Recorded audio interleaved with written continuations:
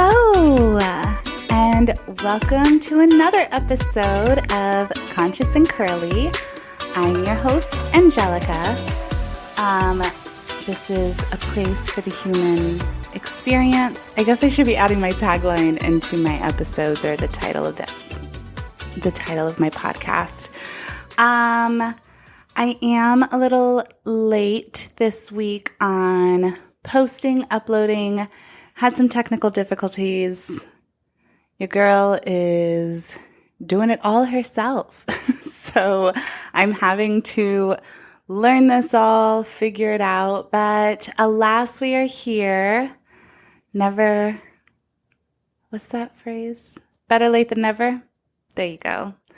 And yeah, if you are not subscribed, please subscribe to my podcast on YouTube, Conscious and Curly. You can also find me on Spotify, Apple Podcasts, and please follow me there. Leave me a review, chat with your girl, whatever you feel like doing. And share, comment, whatever your heart desires for this podcast. I really appreciate all of the support, all of the listens. It means a lot to me. So let's catch up from, I guess, a week ago. All last week, I had crazy back pain. I ended up sleeping wrong. Welcome to 33. And apparently I misplaced my rib from my spine, not dislocated enough to where it was a dislocation, but just misplaced from the joint that connects to the spine. Long story short, I went to see a chiropractor after 2 days of pain, and all went well. It was my first time to a chiropractor. That was interesting. If you haven't gotten adjusted, I highly recommend it. It's crazy that I haven't gone even as a yoga instructor, but knowing how important taking care of your body is. But I just didn't understand.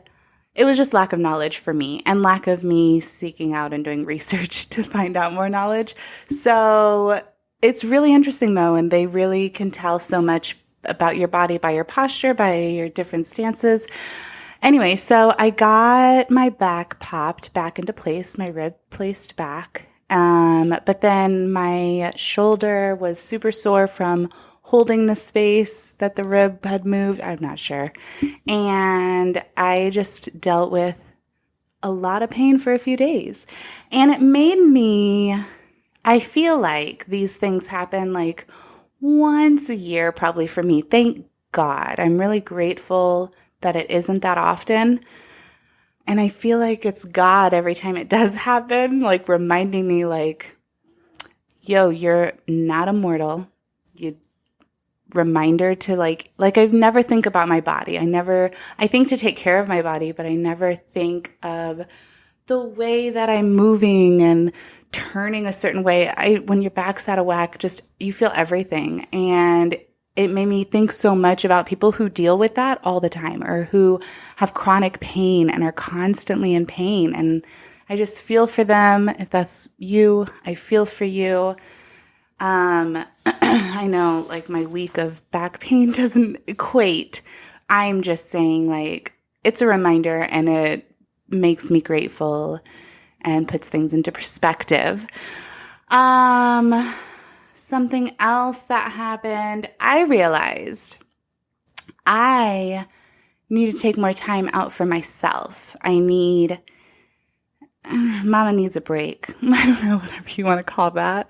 I just need to work on prioritizing self-care more and just this whole balance of working full-time, momming full-time, trying to create a podcast, trying to stay in shape and work out, teaching yoga. It's a lot. I'm doing a lot. And I didn't feel it, and it didn't seem like a lot until this week, really.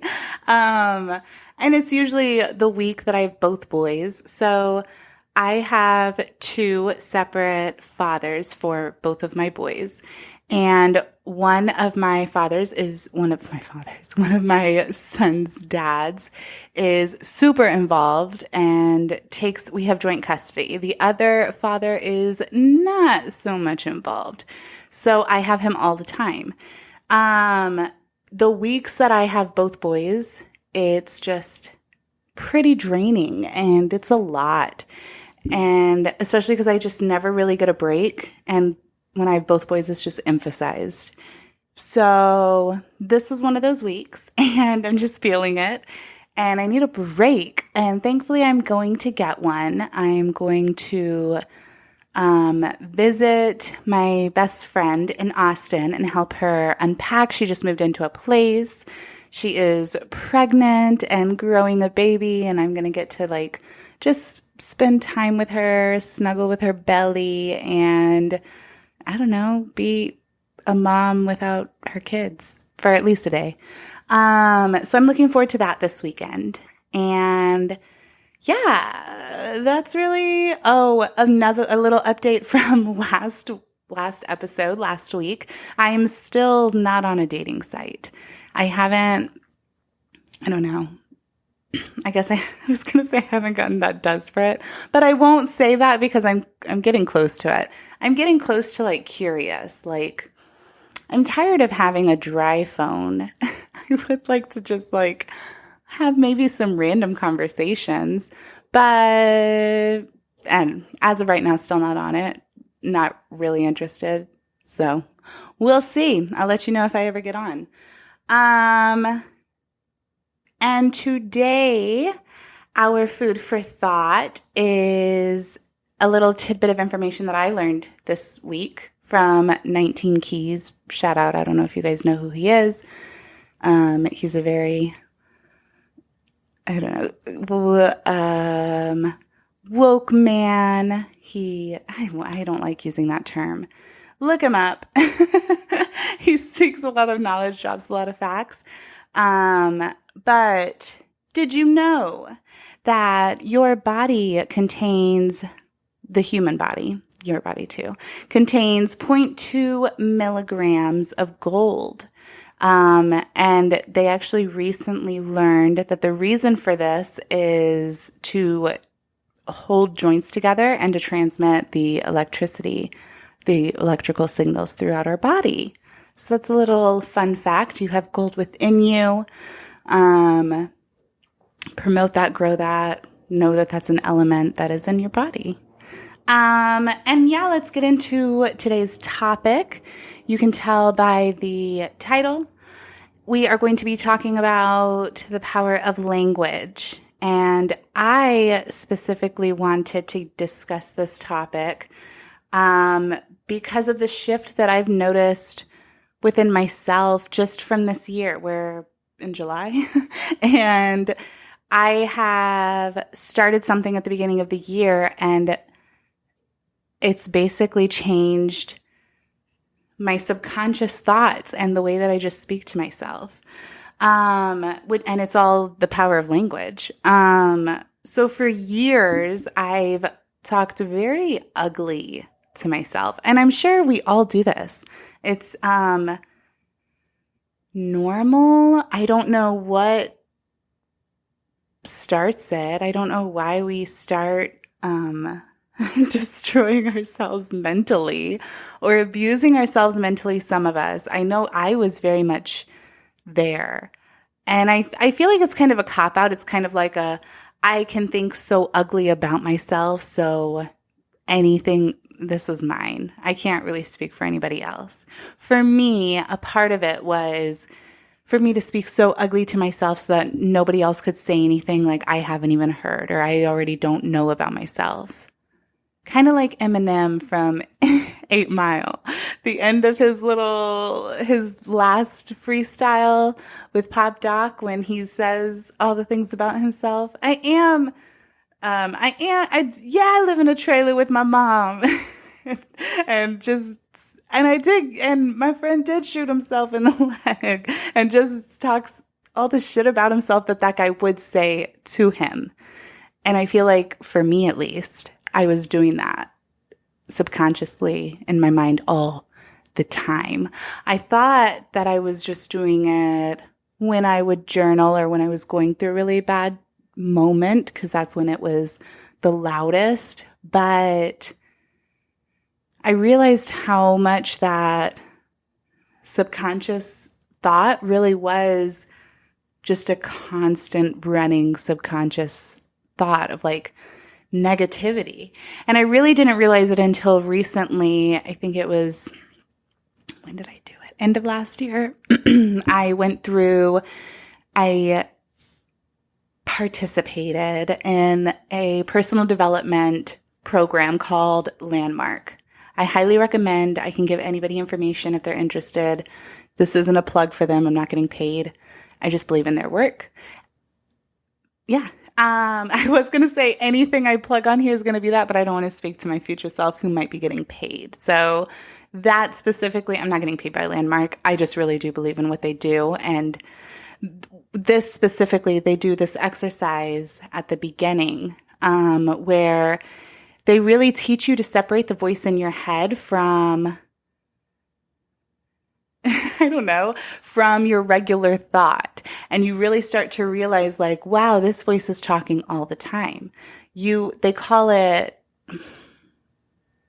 oh my gosh, I can't think of what it's called. This is going to drive me crazy. And any Landmark people watching this is going to drive me crazy. But this is called no, I can't think of what it's called. Comment below if you know what this is called. Either way. But this voice is just constantly running in your head. When somebody's talking to you, me talking to you right now, as I'm talking to you, there's a voice in your head either agreeing with what I'm saying or thinking about the shirt that I'm wearing, or maybe my lipstick is smeared and you're looking at that and talking about that. But regardless, there's a voice constantly talking while I'm even speaking. And it's going to drive me crazy that I can't think of what this concept is called. But regardless, separating that voice had really helped me notice the voice, first of all, and also notice what it was saying and how often I was saying these things to myself. And the way that you talk to yourself is so important because, again, like when you state something over and over again, or when you say something over and over again and declare it as fact, you end up believing it subconsciously, whether it be something completely preposterous that common sense is not true, but when you declare it and state it over and over and over again to yourself, it ends up being true, and you at least believe it enough to where it'll affect your decisions. It'll affect the way you look at life. It'll affect your perspective and the way you receive information, the way you give information. So it's just something to note and something to be aware of.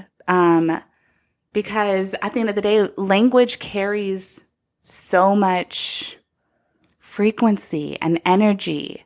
And like, why do you think it's called spelling when you write words? Because you're creating spells with your words.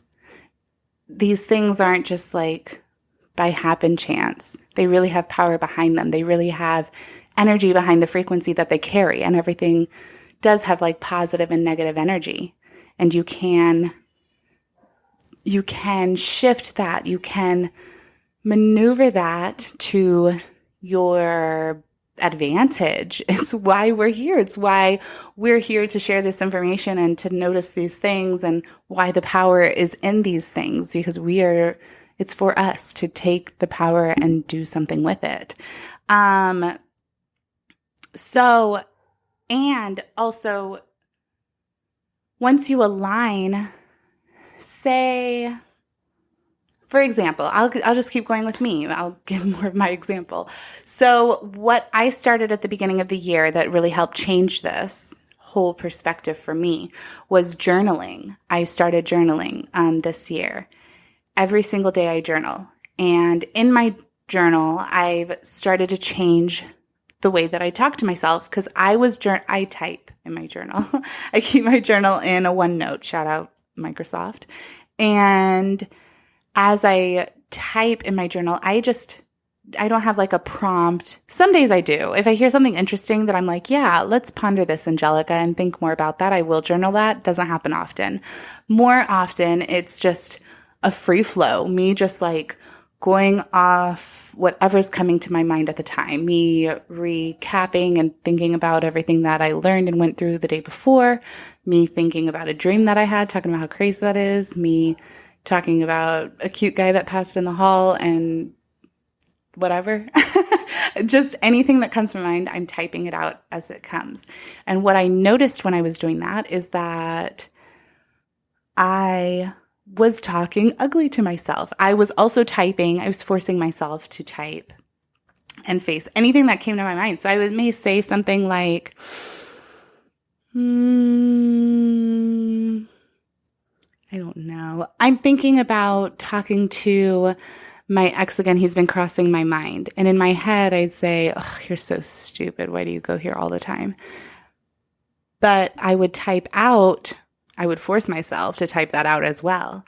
And for the first 3 months, I won't even say 3 months, maybe a month of that, I eventually became really aware of that afterthought that I had about myself, or that subconscious thought that was still there constantly. And I made like a conscious effort in changing that. Instead of typing out that, I would change what I was saying to myself. I would change it and say it to myself differently, as well as type it out differently. Like, but you're doing the best you can. And sometimes, and growth isn't linear. Like sometimes you're going to take steps different ways and you may end up back somewhere you didn't want to be, but that doesn't mean that you're not supposed to be here. And that doesn't mean there's not more to learn. And I would just kind of be more forgiving with myself and really talk to myself like my best friend would. And that really helped change. For example, this podcast would not happen had I not changed the way that I think and talk to myself. The way that I just saw myself more human is what it really was.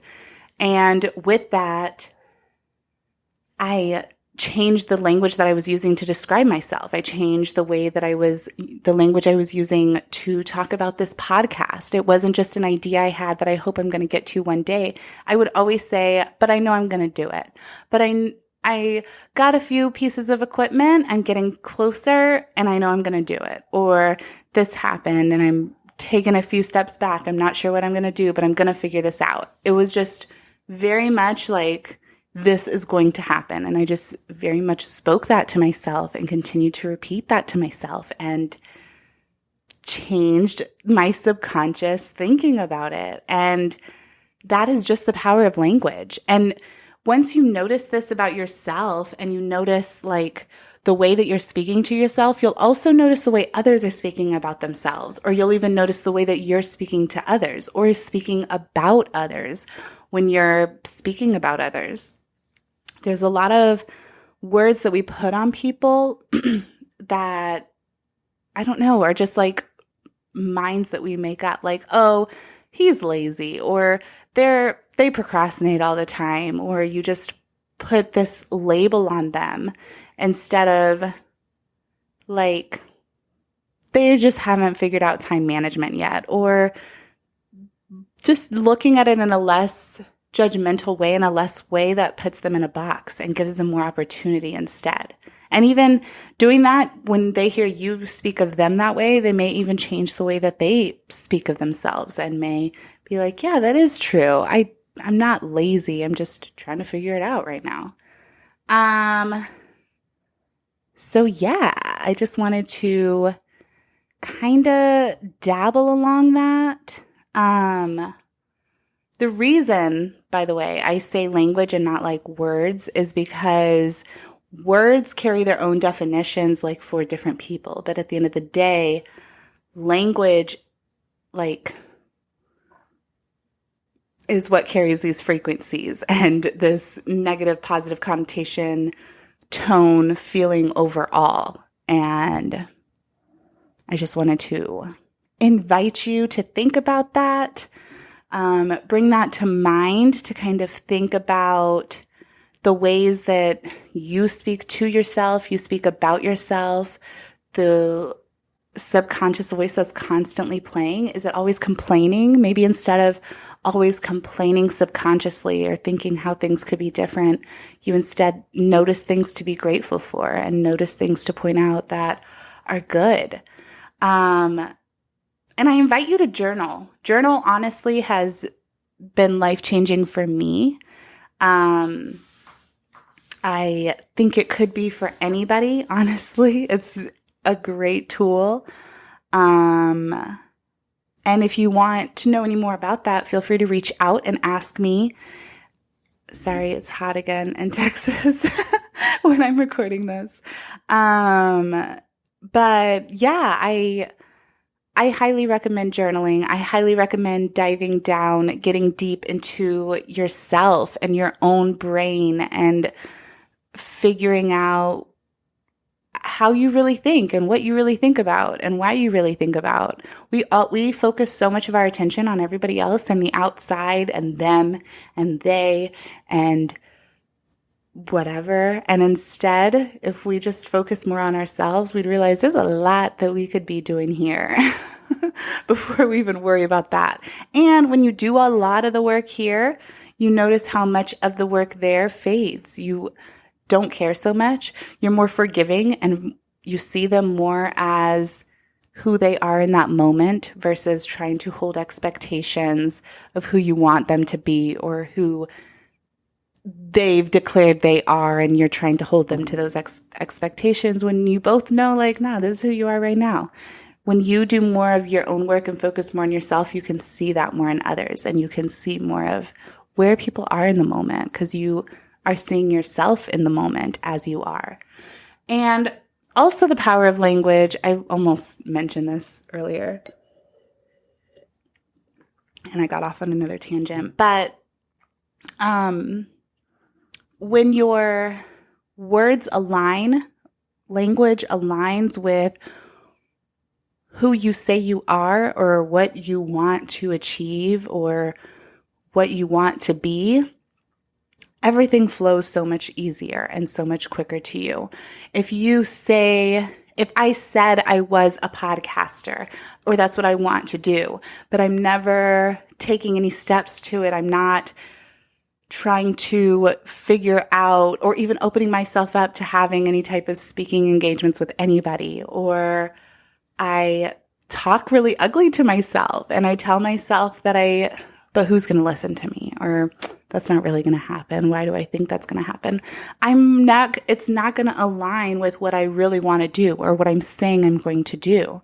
And once you make that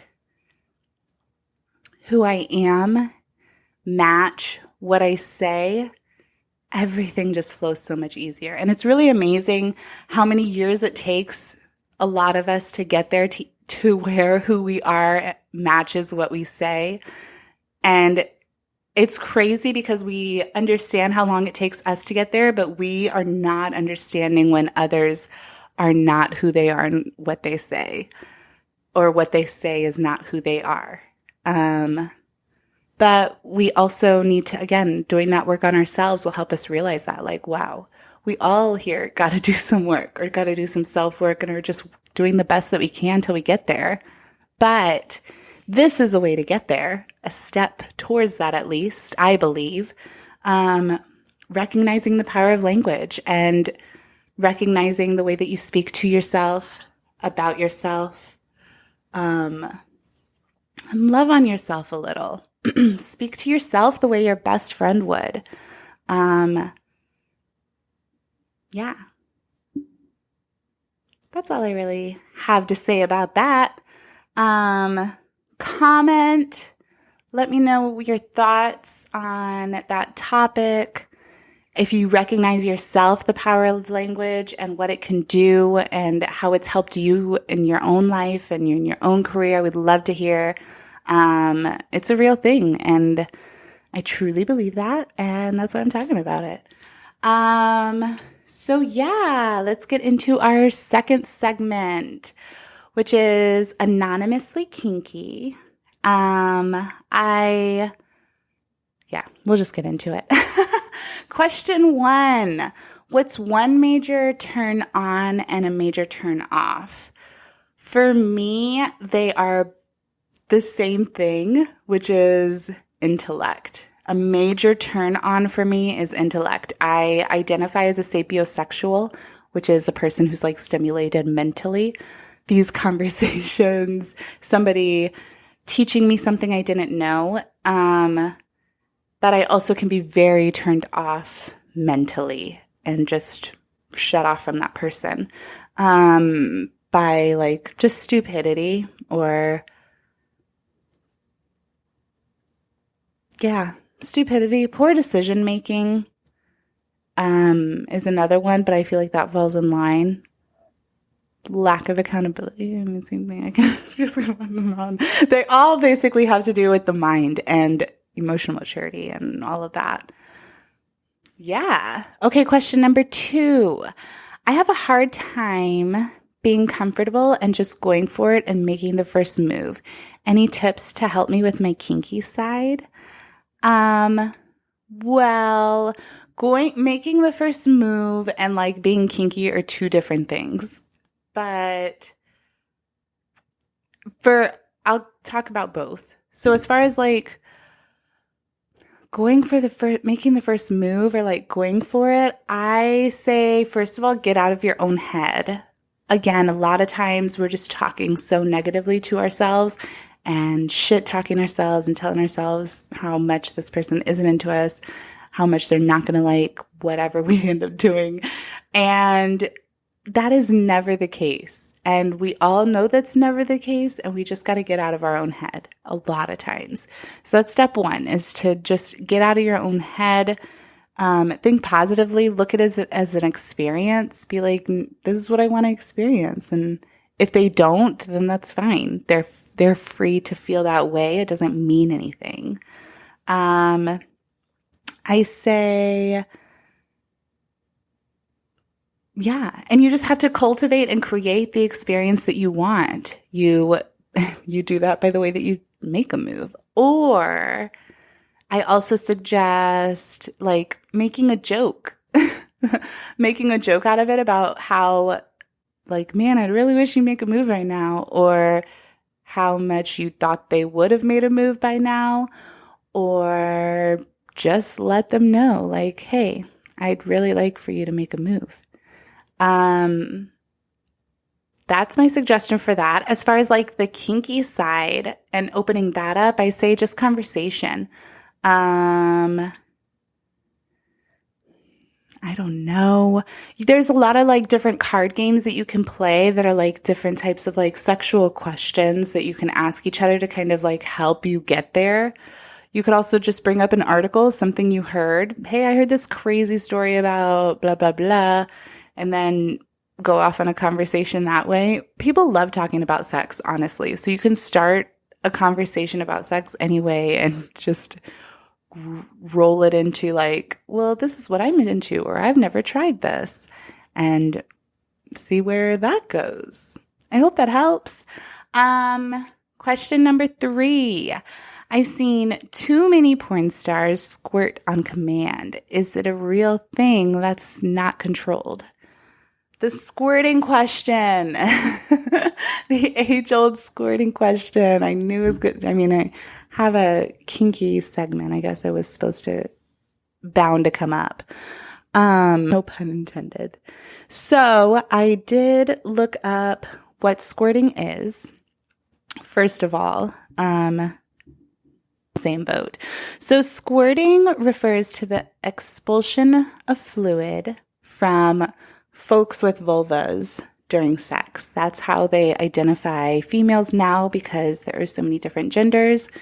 So, yeah. That is from certified sex coach Gigi Engel. Skene's glands, which is like a female prostate, basically, the G-spot and the urethral sponge are all located in the same area. Stimulating one will usually stimulate the others. Only about 10 to 50%, which is actually a really wide range, of percentage, but that's because of how much lack of knowledge there is about this, about the female anatomy specifically, and this phenom, the phenom of squirting specifically. So only about 10 to 50% of women can squirt.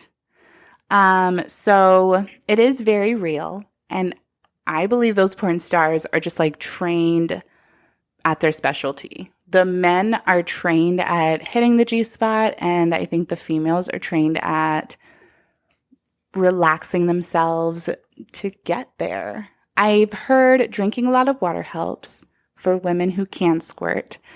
I've heard relaxing helps for women who are like trying to squirt, trying to learn to squirt. I've squirted a few times out of experiences, not out of like, was not my goal. But yeah, it's interesting. Not my favorite, honestly. It's not my favorite only because of like the lack of control. I don't know. It doesn't feel very feminine. I don't feel sexy. I feel like ejaculation, which is what that really is I like for a man to do that. And I'm not a fan of doing that. But the feeling's great. If I could do it without like having to allow myself to look that way in front of somebody, I could. Either way, if you have a question regarding kinks, fetishes, anything about sex, you can DM me on Instagram at conscious_curly. I will keep you anonymous. And for my final segment, we have questions. There are still no questions. Thanks for the one person who wrote in so far. I really appreciate it. I loved answering that question. But if you have any questions about life, anything regarding this human experience, I would love to talk to you. I would love to answer it. Holla at you, girl. You can email me, askconsciousandcurly, all spelled out, at gmail.com. And that's it. That concludes another episode of Conscious and Curly, a place for the human experience. Please like, share, subscribe, comment, all that stuff on this video, on this podcast platform that you're listening to. Wherever you are, I really appreciate it. And until next time, y'all be safe out there. Peace.